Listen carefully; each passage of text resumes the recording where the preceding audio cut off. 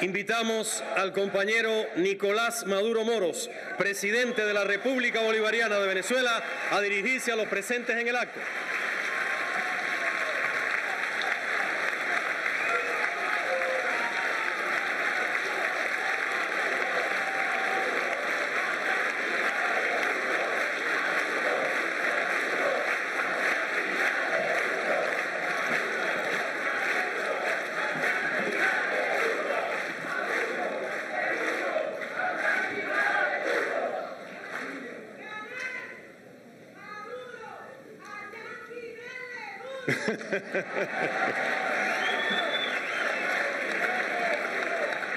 Bueno, querido compañero Raúl Castro Ruz, general de ejército.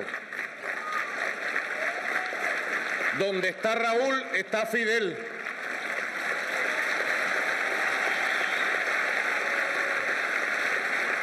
Querido compañero Miguel Díaz-Canel, presidente de la República de Cuba. Compañeros de la alta dirección cubana presentes. Compañera Mónica Valente, secretaria general del Foro de Sao Paulo. Ella es la culpable de lo que está pasando, no yo, ni nosotros. Que dicen que el Foro de Sao Paulo está derrocando gobierno. Bueno, ella es la secretaria general. Querido compañero Salvador Sánchez Serén, líder revolucionario de Centroamérica, expresidente de El Salvador. Tenga la seguridad el pueblo de El Salvador que ningún mequetrefe, ningún pelele de imperialismo como el tal Bukele va a separar a los pueblos de El Salvador y de Venezuela. Seguiremos unidos. Bukele, el que se mete con nosotros se seca. ¡Te secarás, Bukele! Da vergüenza ver cómo se desfigura, se derrite frente al imperialismo una persona que llegó a la presidencia de la República con alguna esperanza para el pueblo salvadoreño. Pero la historia es la historia, y de la historia no te salvas, Bukele. Te toca tu lugar como traidor y pelele del imperialismo. Así de sencillo.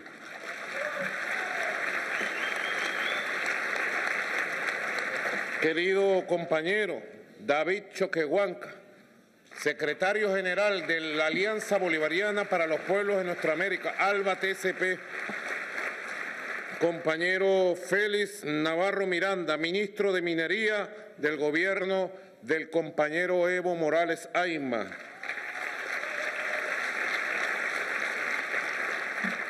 Compañeros de la directiva, compañeros, compañeras de los distintos movimientos sociales, verdaderamente la declaración que se ha leído recoge el entusiasmo de este momento histórico, la esperanza que se ha levantado y la fuerza que representamos en América Latina, en el Caribe, en los Estados Unidos y en el mundo.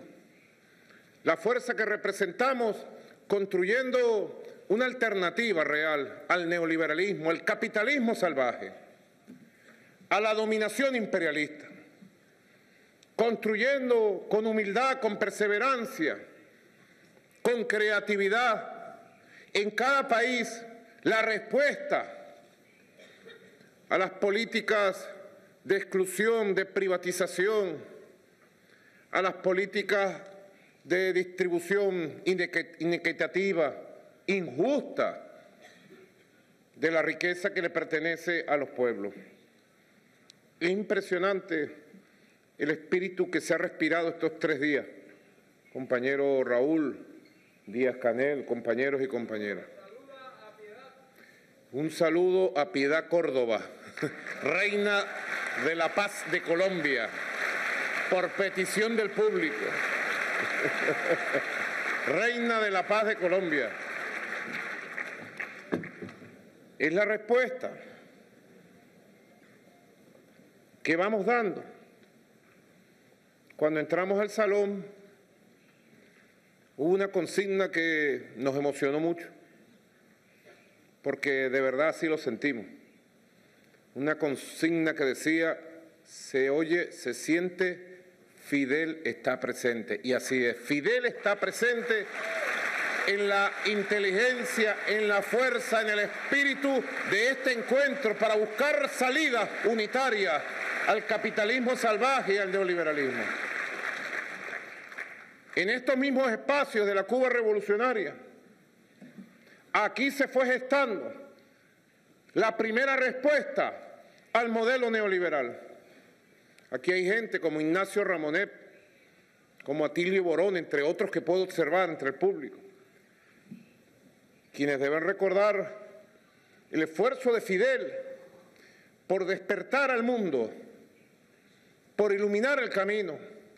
En los años 80, cuando empezaba de manera cruda y salvaje a imponerse desde el Fondo Monetario Internacional, desde el Banco Mundial, el modelo del pensamiento único, a través de los mecanismos de la deuda externa, fue Cuba la que convocó al mundo a debatir, a estudiar, a desenmascarar los mecanismos financieros de dominación económica, política, cultural, que ya se avistaban en distintas regiones del mundo. Nuestra hermana Chile fue uno de los primeros ensayos. Brutal, el golpe de Estado contra el compañero, presidente, mártir, Salvador Allende, el 11 de septiembre de 1973, fue el comienzo de la aplicación del modelo más brutal.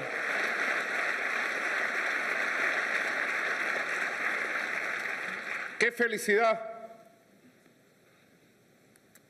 Que 46 años después, Chile ha despertado una revolución social que apunta hacia el camino de la regeneración constituyente de nuestra hermana República de Chile. ¡Felicidades, Chile!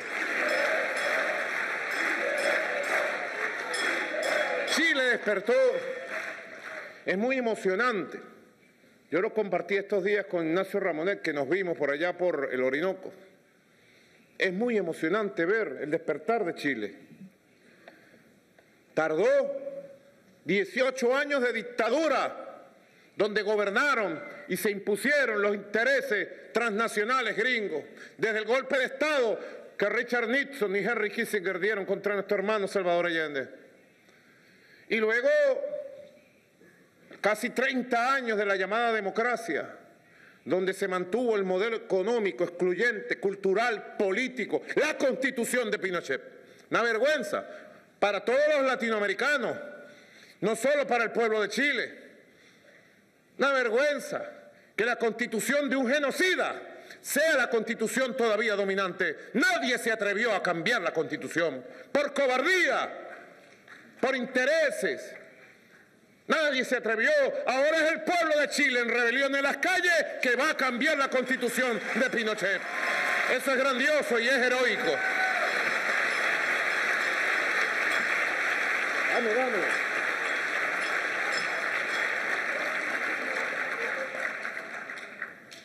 Es emocionante para nosotros, los patriotas, los revolucionarios,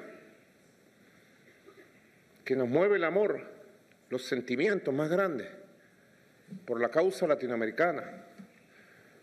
Ver cómo en las movilizaciones multitudinarias del pueblo de Chile en Santiago, en Antofagasta, en Concepción, en Valparaíso, en el norte, en el sur, ha resucitado el espíritu de los mártires, y el canto que lleva el joven chileno es el canto de Víctor Jara. La consigna del pueblo unido jamás será vencido de Salvador Allende. Han resucitado los mártires, han resucitado los héroes. Los héroes están vivos en Chile.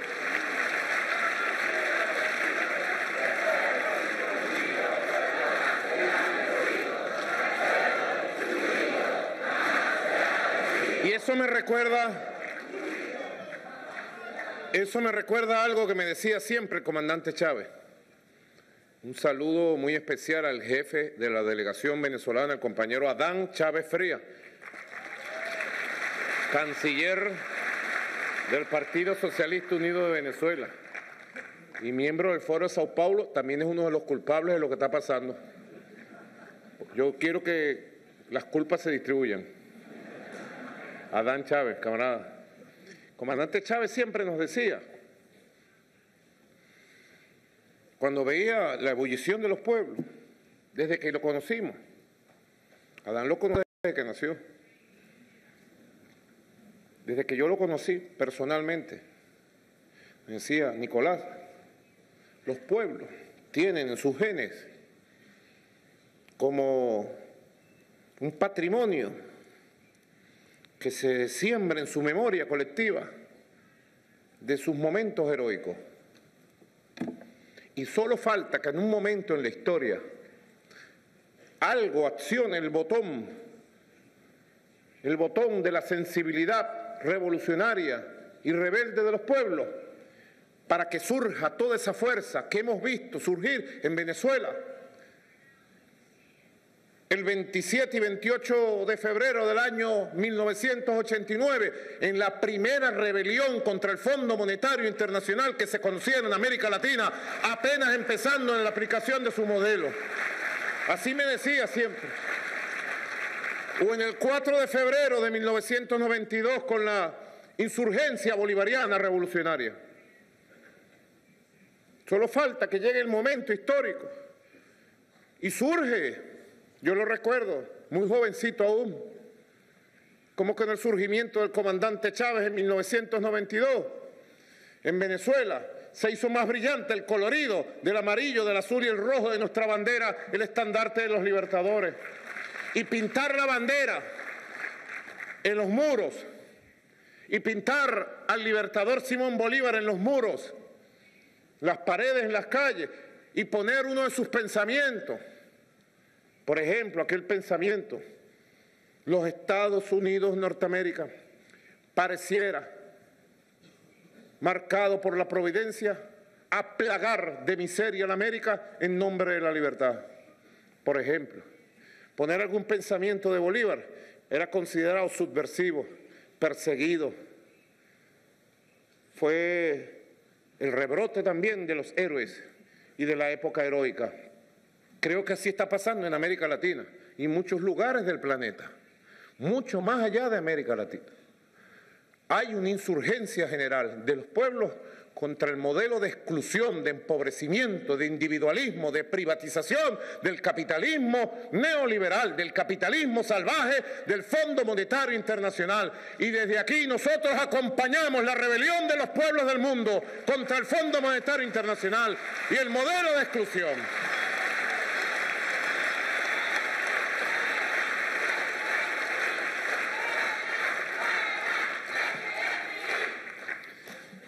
Y eso lo decía recordando, compañero Raúl,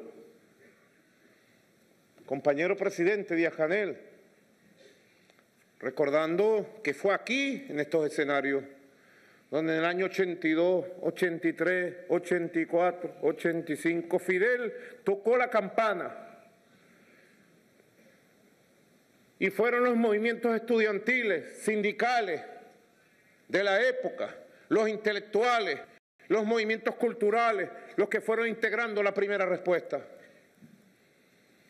Luego vino la caída del muro de Berlín, el desplome de lo que llamaban el bloque socialista, que se llamaba así, la desintegración de la Unión Soviética y el imperialismo y el modelo dominante capitalista se creyó triunfador para siempre. No era difícil pensar eso.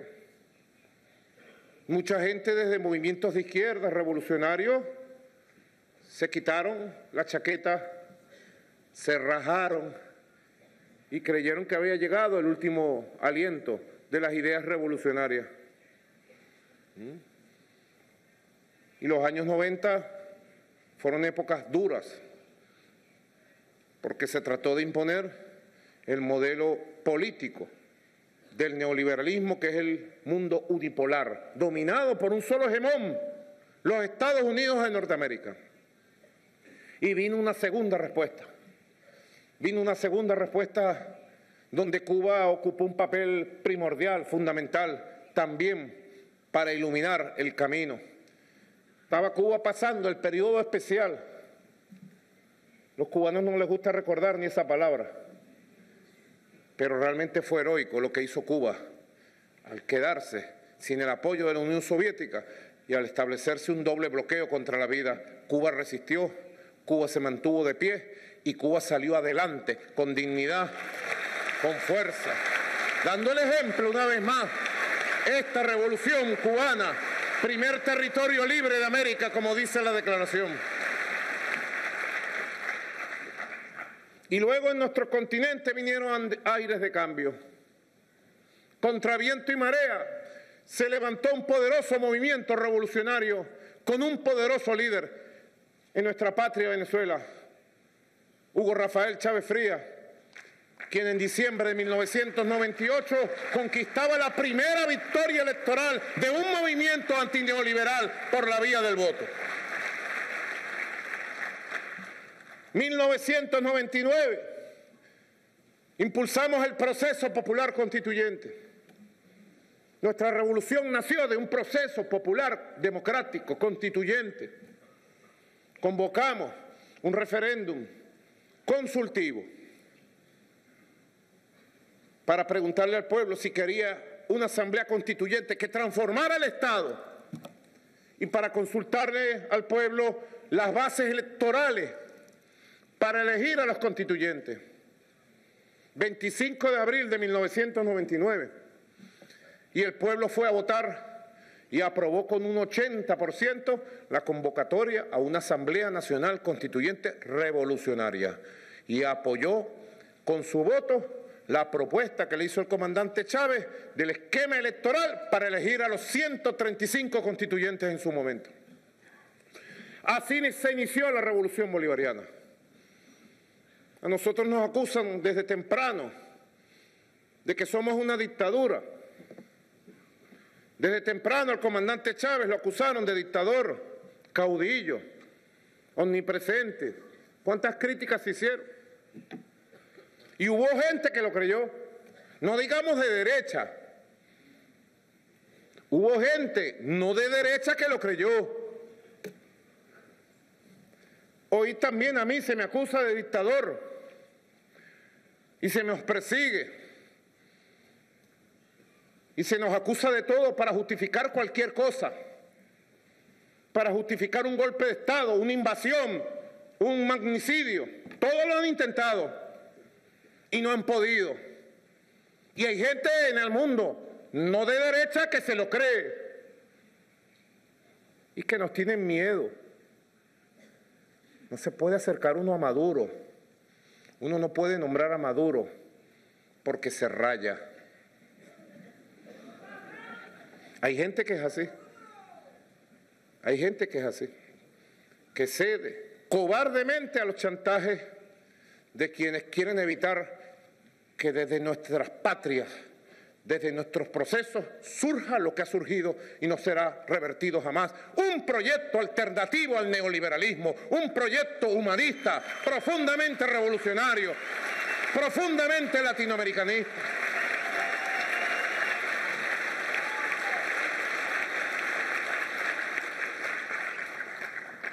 La revolución bolivariana surgió hace 20 años, un poco más, como una respuesta al pensamiento único, dictatorial del mundo unipolar.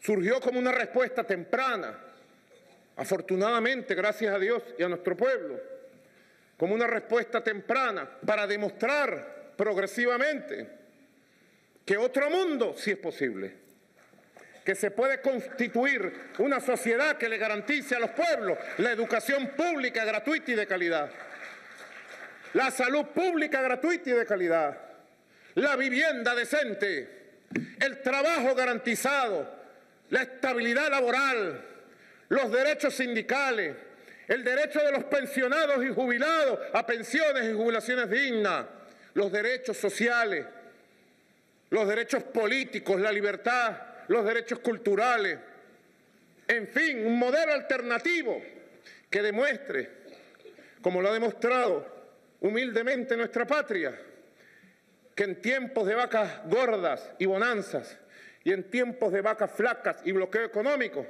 sí se puede distribuir la riqueza y el ingreso y garantizar los derechos sociales, la igualdad y la distribución de la riqueza entre todos y entre todas. Sí se puede, mundo bueno.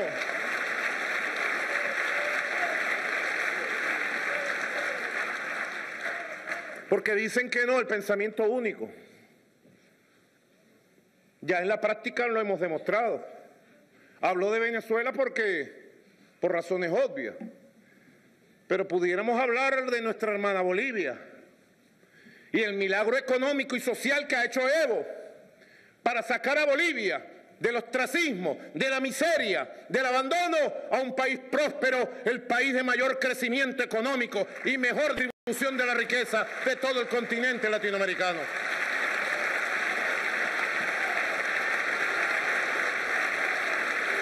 Pudiéramos hablar de Cuba.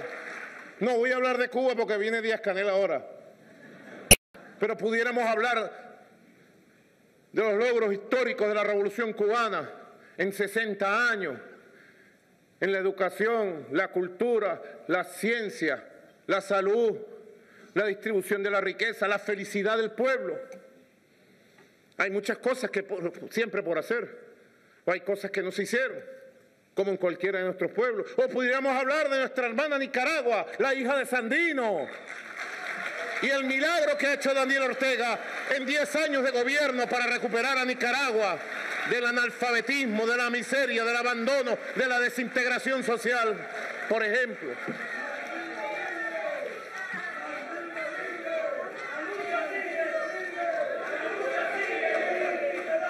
Nosotros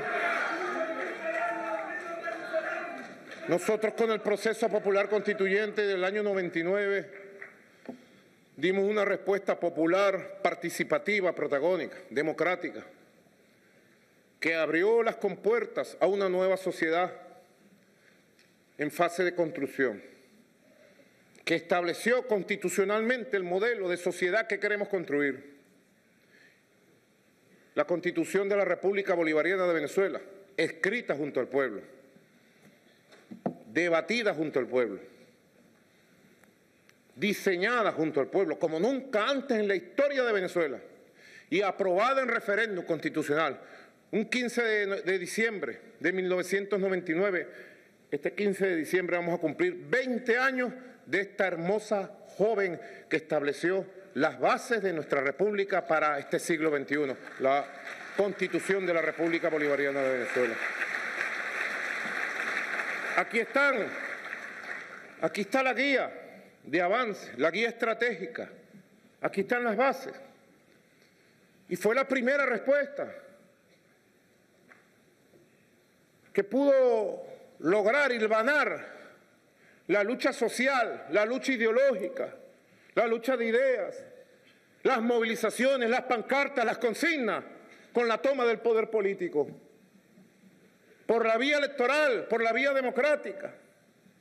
Ha pasado bastante tiempo desde ese momento. Solo hoy pudiéramos decir que nuestra revolución mantiene intacto el camino democrático, constitucional, libre. No es poca cosa decir que las fuerzas revolucionarias de Venezuela, contra viento y marea, enfrentando amenazas de invasión, enfrentando amenazas de magnicidio frustrado, enfrentando guerra económica, bloqueo, enfrentando campañas mediáticas mundiales. ¿Qué puedo decir yo, si ustedes saben más que yo? Campañas especializadas. La campaña que se hace contra el chavismo y la revolución bolivariana en Argentina es especializada para Argentina. La campaña que se hace en Colombia es diaria. ¿Por qué tanta campaña? ¿Por qué tanto temor? ¿Ah? ¿Por qué tanta manipulación y tanta mentira? Y a pesar de tanta manipulación mundial, nosotros estamos de pie, gracias al voto del pueblo, gracias a una legitimidad ganada, gracias a una fuerza popular indestructible, la fuerza revolucionaria de un pueblo consciente. No es poca cosa decir, compañero Raúl, no es poca cosa decir que una revolución en 20 años, en medio de esta circunstancia, haya ganado 23 elecciones de 25. Y estemos preparados para dentro de unos meses ganar la elección número 24 cuando ganemos la elección de la Asamblea Nacional que va a ser convocada el próximo año 2020. Ténganlo por seguro, se lo juro aquí, se lo juro que así va a ser. Recientemente, Piedad, colombianos, colombianas, presentes. Recientemente, hace un domingo fue el gobierno del subpresidente Iván Duque y del presidente Álvaro Uribe Vélez. Va de retro, Satanás.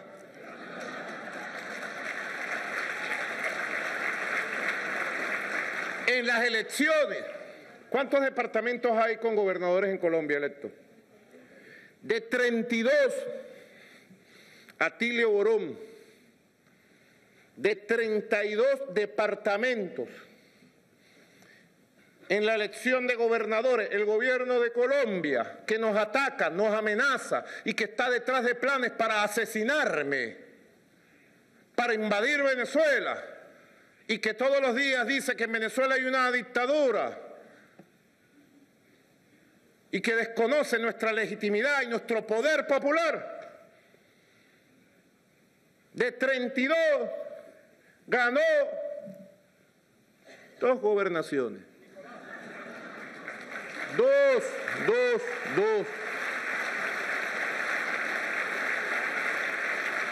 Y de vaina. Eso solo lo entienden los colombianos y los venezolanos, ¿qué significa? Y de vaina lo ganó. Con 30%. Porque esa es otra cosa. Para nosotros ganar elecciones tenemos que ganarla, como la ganó Evo. O nosotros la ganamos. Si no la ganamos con 55%, dicen, están caídos. Ustedes saben, apenas hace 2 añitos, en medio de las guarimbas, del bloqueo económico, del intento de asesinato, fuimos a las elecciones, pelo a pelo, de gobernadores en Venezuela. Porque aquí se dice que yo soy un dictador, que Venezuela es una dictadura. Y hay gente que se asquea con eso. No, Venezuela no hay que nombrarla. O hasta que dicen que somos una dictadura. Algunos lo dicen. Pobrecitos. Nosotros fuimos a elecciones de gobernadores hace poco. De 23 gobernaciones, la revolución ganó por la calle del medio 19 gobernaciones con la suma del 54% del voto nacional, 54%. Todos los estados más grandes y poblados.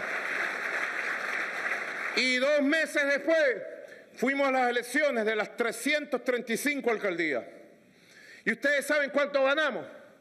308 alcaldías con el 62% de los votos. Aquí está la alcaldesa de Caracas, Erika Faría, la capital de la República. Párate.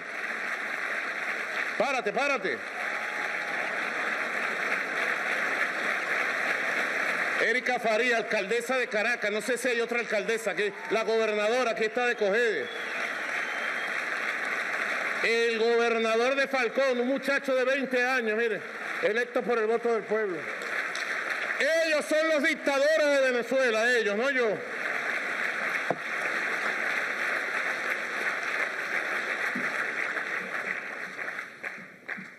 Pero Iván Duque sí es un gran presidente democrático, el subpresidente. América Latina vivió un momento de esplendor, sin lugar a dudas. Entre los años 2002, 2003, al 2013, al 2014. Vivimos un momento de ofensiva, de esplendor, con la consolidación del comandante Chávez como presidente, después del golpe de Estado, con la llegada del hermano, líder obrero, Lula da Silva, con la llegada de Néstor Kirchner, con la llegada de Tabaré, de Evo, de Correa, de Daniel, con la Cuba de siempre, con la Unión del Caribe, con la llegada del padre Lugo en Paraguay, con la llegada de Mel Zelaya. Vivimos un momento de esplendor en la construcción de un modelo alternativo, cada quien con sus características nacionales, cada quien descubriendo su respuesta y cada quien de manera exitosa avanzando. Este proceso empezó a retrogradar con el golpe de Estado contra Honduras, aquel 28 de junio del 2009, con el golpe de Estado contra el padre Lugo, aquel 21 de junio del año 2012, contra el golpe de Estado contra Dilma Rousseff en la Gran Brasil, nuestra hermana mayor. ¿Quién iba a pensar? Yo le dije a Dilma meses antes, hermana, compañera Dilma, estamos muy preocupados por las expresiones de la derecha brasileña y la amenaza de un golpe de Estado. Se lo dijimos con tiempo. Y lamentablemente se dio el golpe de Estado contra Dilma y después se dio el golpe de Estado contra Lula, porque el encarcelamiento contra Lula fue un golpe de Estado para impedirle ganar las elecciones como las iba a ganar, y estoy seguro las ganará cuando salga en libertad.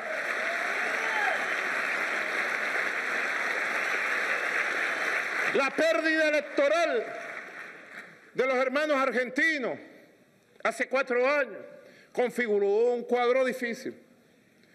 La muerte del comandante Hugo Chávez fue un golpe moral, espiritual, político, determinante. Nadie puede dudar que Hugo Chávez era el líder de este tiempo histórico, el jefe de una corriente histórica revolucionaria de gran calado popular, de gran fuerza de masa, de gran fuerza militar. Fueron golpes que fuimos recibiendo y que constituyeron un cuadro. El acoso contra la revolución bolivariana desde tiempos de Obama, la conspiración, el bloqueo, el recrudecimiento del bloqueo contra Cuba en tiempos de Trump, configuraron una situación difícil, compleja. Yo me alimento mucho del análisis de muchos de ustedes, compañeros, sobre todo la geopolítica, la estrategia, la correlación de fuerzas. Pero después de todo eso, después de una férrea resistencia que hemos tenido en América Latina, en el Caribe y en el mundo, hoy, sin lugar a dudas, ya a finales del 2019, podemos decir que empieza a configurarse una nueva situación geopolítica en la región y nosotros ya visualizamos que se ha levantado una nueva ola antineoliberal que tendrá los espacios del futuro para una nueva situación de alternativas. Férrea ha sido la resistencia. Yo lo veo en 3 frentes.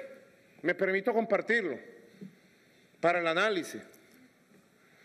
Primer frente, el frente de resistencia del ALBA. Cuba, Nicaragua, Bolivia, Venezuela y el Caribe. Resistiendo. Izquierda, derecha, izquierda, como hizo Canelo ayer. Izquierda, derecha. Resistiendo. Duro. La persecución financiera que hay contra nosotros, comercial. Que verle la cara al imperialismo ejerciendo su hegemonía y dominio sobre el dólar y sobre el sistema financiero para perseguir nuestra moneda. A nosotros nos han robado 30.000 millones de dólares en activos, en cuentas bancarias. Desde Estados Unidos llaman a las empresas navieras para que no lleven el trigo, para que no lleven el maíz, para que no lleven el arroz, para que no recojan el petróleo, para matarnos de hambre.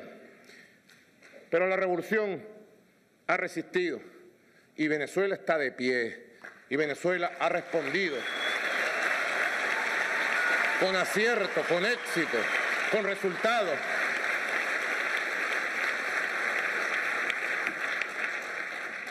Primer frente de resistencia activa, exitosa y vencedora. Ahora nos tienen dentro del Frente Alba, prendido a Bolivia. Una derecha racista, fascista. Es mucho decir que es peor que la venezolana, contaminada, envenenada con los odios del racismo de siglos. Hay un tal Camacho que se llama, que cita como referente ideológico a Pablo Escobar Gavidia. Antes de ayer dijo, yo le dije a Evo, yo hablé con Evo ahorita, antes de venir para este acto, y le dije, estamos pendientes de todo. Evo estaba muy firme, y me mandó a transmitir sus felicitaciones a este encuentro, al compañero Raúl, al compañero Díaz Canel, y que todos cuenten que el indio Evo va a resistir y va a triunfar esta amenaza fascista. Así me dijo, el indio Evo va a resistir y va a triunfar esta amenaza fascista.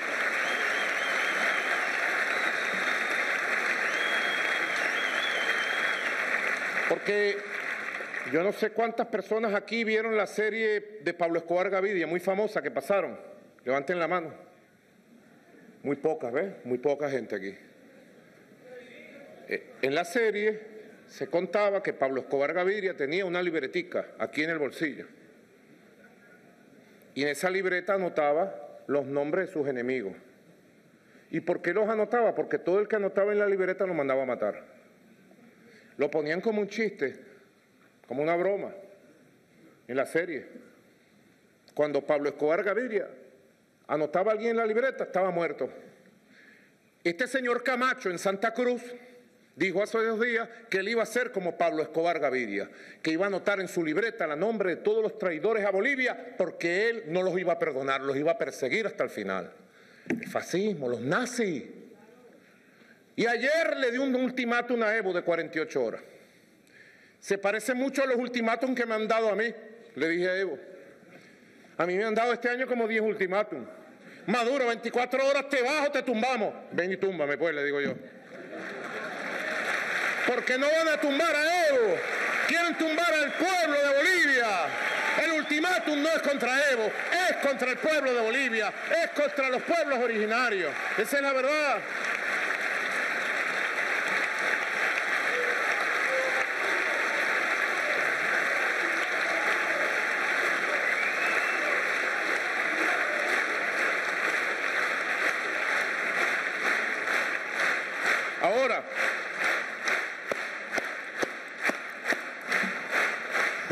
Ahora,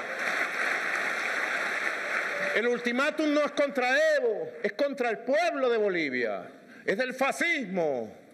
Y estoy seguro que el pueblo choquehuanca, los pueblos originarios, aymara, quechuas, guaraní, los mineros, los campesinos, los jóvenes de las universidades, de los barrios, van a salir a la calle todos los días que haga falta en Bolivia para respaldar a Evo Morales. Y desde aquí, desde América Latina y el Caribe, nuestro voto de apoyo al compañero Evo Morales.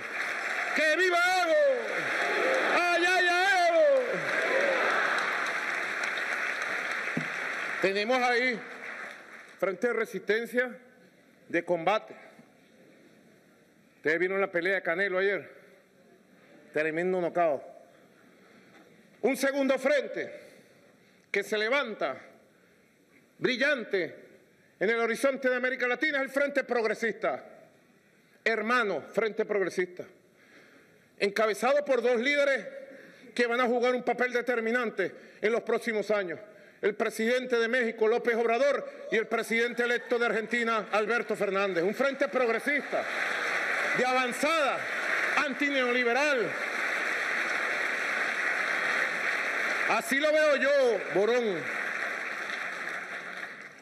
Un frente progresista que va a jugar un papel clave de articulación de la nueva unión de América Latina y el Caribe.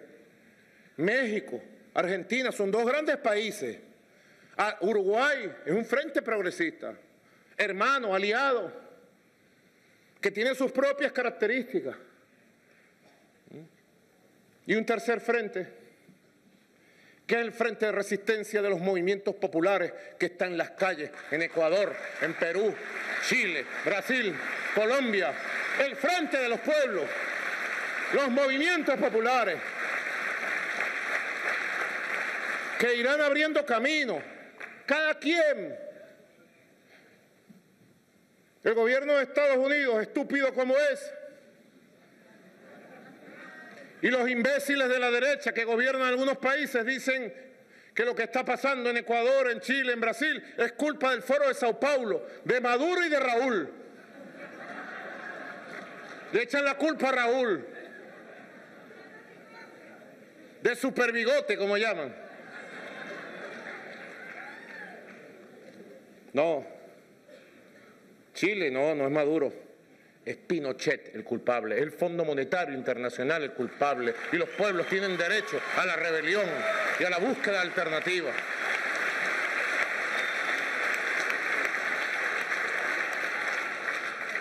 Tres frentes aquí, en nuestro continente, que hay que articular, que hay que acercar, que hay que unir en el discurso, en la acción, rompiendo barreras, campañas que tratan de dividirnos,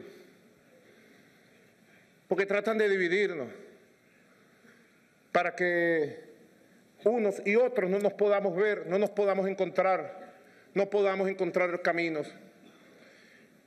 Pero quien puede articular la unión son los pueblos, son los pueblos.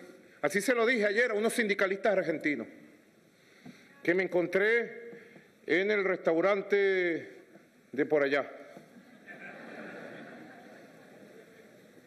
Nos abrazamos y le dije, los pueblos son los que tienen que estar unidos y obligar a los gobernantes a que nos unamos.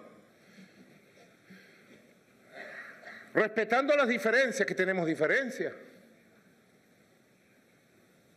Hasta en una familia, con hermanos. Bueno, cada quien tiene su personalidad, su familia, sus hijos, y somos hermanos. En América Latina y el Caribe somos hermanos de raíz, de sangre. Tenemos un destino común, como lo señalara nuestro libertador Simón Bolívar, como lo pregonara nuestro amado comandante Hugo Chávez, como lo gestara toda su vida el comandante mayor Fidel Castro Ruz. Un destino común. Ahora ese camino hay que labrarlo. Y lo labran los pueblos con valentía, compañeros. Si algo aprendimos del comandante Hugo Chávez fue la valentía. Nosotros, muy jóvenes, siempre recuerdo, valga la anécdota, la valentía de nuestro comandante Hugo Chávez cuando vino a Cuba hace 15 años, el 14 de diciembre próximo se cumplen 15 años, que aquel comandante recién salido de la cárcel, perseguido mediáticamente, vino a Cuba a darle un abrazo a Cuba y a Fidel en pleno periodo especial. No faltó Raúl, en aquel movimiento bolivariano, comandante Reyes, aquí presente, comandante de la aviación. No faltó quienes en aquella época, 25 años, 15 años del ALBA, correcto, tiene razón Mario Silva. No faltó quien le dijera a Chávez, Ramonet, tú lo sabes porque tú hiciste la vida de Chávez. Adán estaba al lado del comandante. No faltó Adán quien le dijera, Fidel, no vayas a Cuba que te raya. Perdón, Chávez, no vayas a Cuba que te raya. Estaba el periodo especial, el imperialismo venía sobre Cuba, hacía lobby para que nadie viniera a Cuba. Y Chávez dijo, Fidel es luz, Cuba es luz del continente, y yo voy, que digan lo que quieran decir de mí. Y aquí estuvo hace 25 años. Hace falta una dosis de valentía para defender la verdad y abrir caminos en la verdad.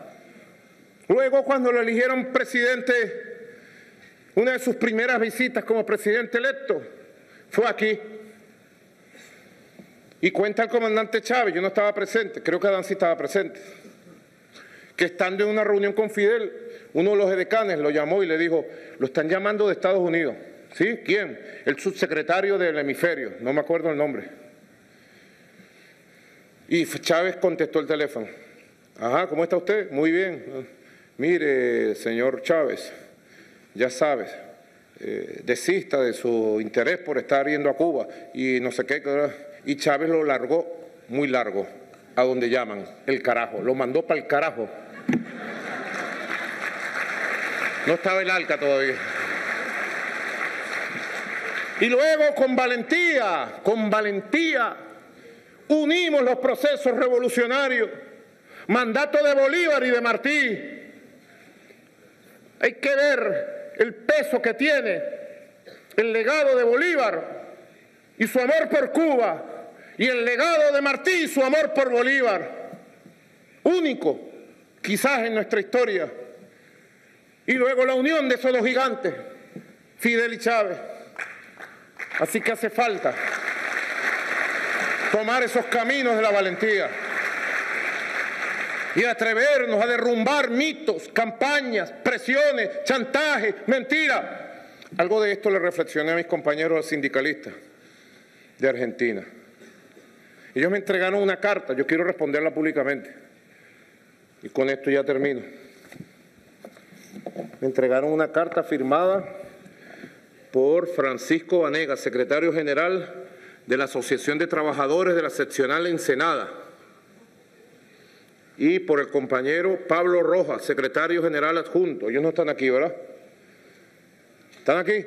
Bueno, una carta firmada por ustedes me llegó a mis manos porque el comandante Chávez firmó con la compañera Cristina, cuando era presidenta, la construcción de 2 barcos grandes en los astilleros Río Santiago. Con la llegada de Mauricio Macri, por su odio y su ideologización de las relaciones internacionales, Macri, que nos odia y nos tiene miedo a la vez, paró todo, lo saboteó. Y hay 2 barcos. Un barco, el buque, mira el nombre que lleva, el buque Eva Perón, está a 98% del avance de la construcción. Y un segundo barco, que lleva el nombre de Juana Arzuduy. Yo les digo, no estaba informado de la situación de estos 2 barcos. Hay un nuevo, ¿cómo es que llaman ustedes allá donde ganó Axel? Gobernador. Hay un nuevo gobernador en esa provincia. Hay un nuevo presidente.